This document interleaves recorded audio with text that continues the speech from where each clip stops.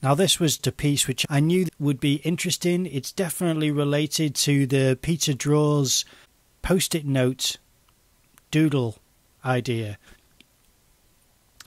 where you put a post-it note on the paper and you draw around it, and then you've got this space.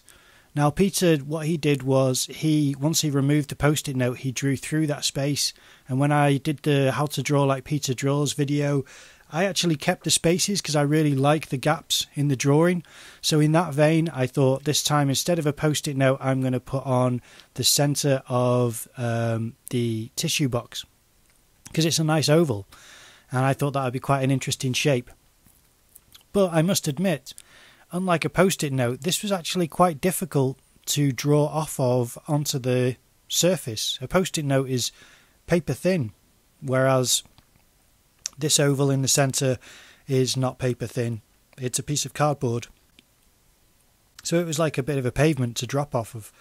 And it wasn't a big problem, but it was definitely noticeably different.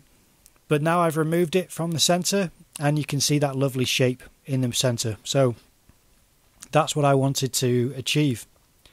And all of these curves and arcs now are part of... I could start seeing red onions. That's what I started to see this as. And I was thinking of different ways I could make the shape into little bits of chopped onions. But then I changed my mind and thought, if I just keep going, I'd like to see what happens with the entire shape and how far I can go before it doesn't look right. And obviously that only leads to one place, which is covering the entire surface, barring the centre, which I did want to preserve.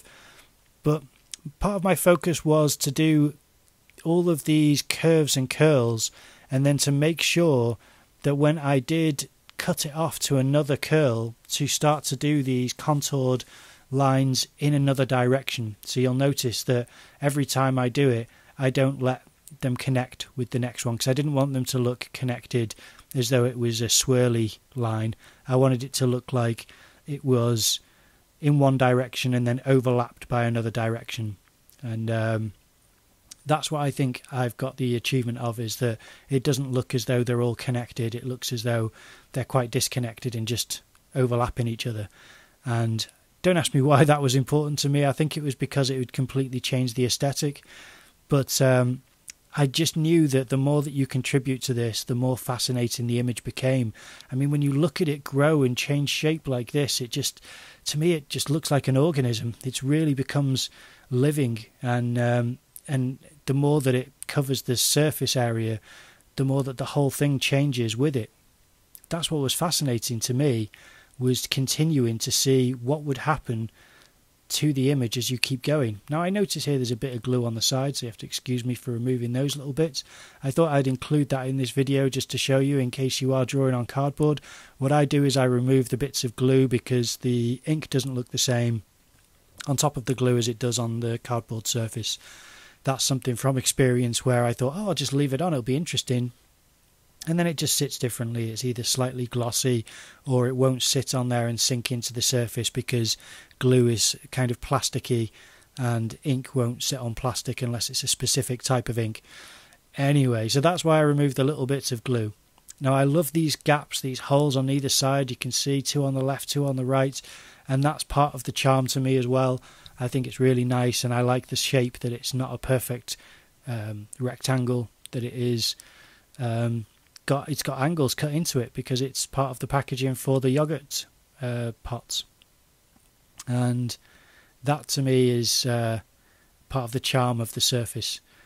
I don't really know why exactly the imperfection makes it so much more interesting to me, but I love the tone of it, that it's not completely white, and I love the shape.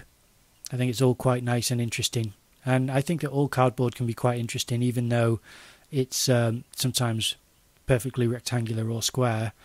It's just that white cardboard I don't find quite as interesting as toned.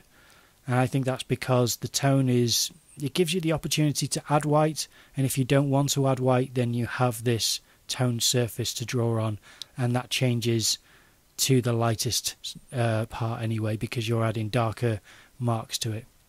Now this is where I'm finishing off, and the way that I decided to finish off was to give really big swooping lines, and there's a reason for that, and that's because everything being so tightly knit in every other space, I thought the breathing space for the eyes will either be gaps that I was going to leave or really big lines that would leave big gaps in between the lines.